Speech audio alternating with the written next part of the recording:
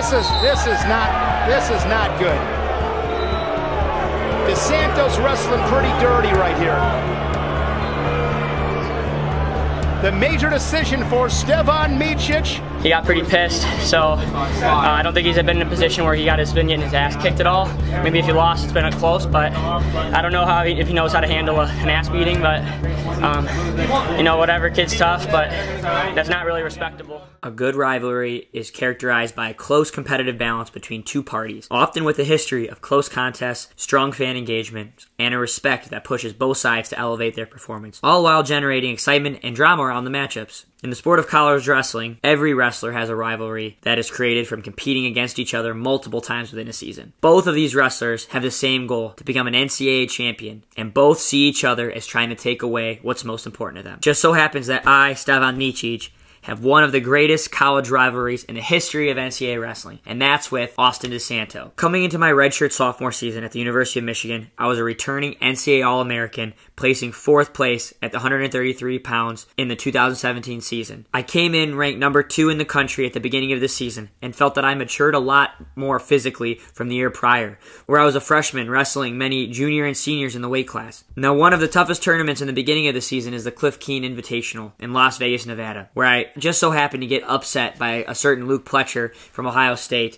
who I actually had a college rivalry with later in college, but that's for a different story. Right after this match, I was pretty devastated, feeling that I just made some mental errors and little things slipped at the beginning of the tournament. I also just had bursitis in my knee and probably shouldn't have wrestled in this tournament, but I came into the tournament a little bit underprepared and out of shape. I didn't really want to compete anymore in the tournament and felt that I should be done, but due to college, you kind of have to grit up and toughen up and have a short memory before going into the wrestlebacks. 15 minutes after my loss, they called my name to report on the mats.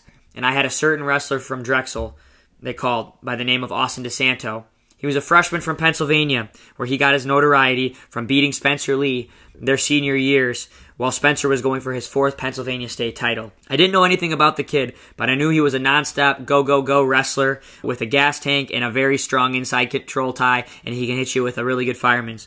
But I didn't really care about any of that, guys. You know, I knew how good I was as a wrestler, and regardless of how I felt, I thought I could get an easy win here. Right before my match, I was looking over to see Desanto, my opponent, who I was going to wrestle, and he was slapping himself in the face to get ready, jumping up and down, screaming, while his coaches were citing him and encouraging him to go wrestle. Obviously, he lost in the tournament beforehand, but to get a chance at a returning All-American as a freshman, he would do anything it could to beat me. We shook hands, and pretty much after the whistle, hits me with a fireman's right to my back, and I was not ready for his strength and positioning with his controls, where I got put to my back right away and go down a 6-0 deficit. The match after that just kind of was a roller coaster. I end up losing 21-10. I do score some points, but for the most part, I just kind of was put into a match that I couldn't control because of my attitude and not being ready for the match. What it felt like the biggest ass kicking that I've ever received in my entire wrestling career, even to this date. This was a huge wake-up call for me. Realizing I needed to get much more mentally mature and technically better to improve, I decided to stay positive, stay the course, and learn from this big mistake.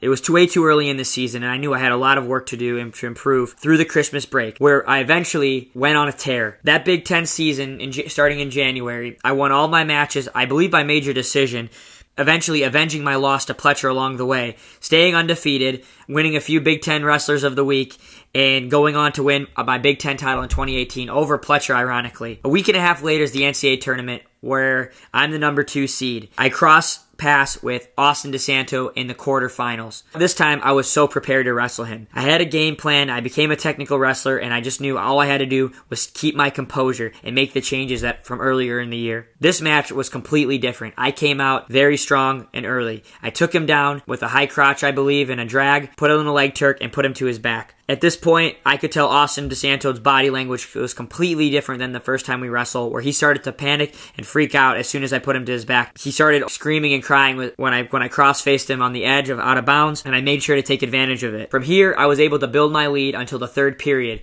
where I was up 11-1. At this point, I could tell Desanto was completely flustered and freaking out. He started showing signs of antics and gestures like pulling my headgear, shoving me, and holding on to me when the whistle was blown. When I started getting chippy and exchanged some words with him, that's when the craziest thing happened. This is what went viral. The infamous cartwheel Kimura.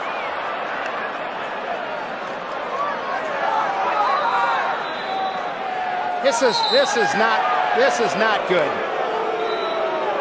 Desanto's wrestling pretty dirty right here.